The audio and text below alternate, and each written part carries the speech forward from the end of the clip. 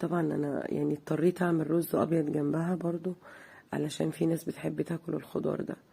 شوفي دايبة طعمها كان تحفة وكانت مسكرة ومستوية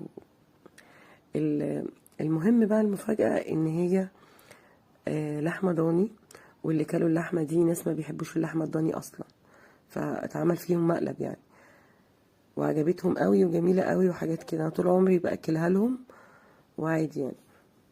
انا هنا المحشي خلاص خرج. اوريكم بقى اللسعة اللي احنا بنحبها،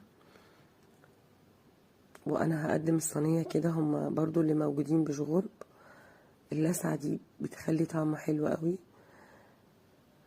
فيعني قلنا يلا بالمرة يعني. وكمان ال10 دقايق دول اسرع ما يقعد فوق نص ساعة على ما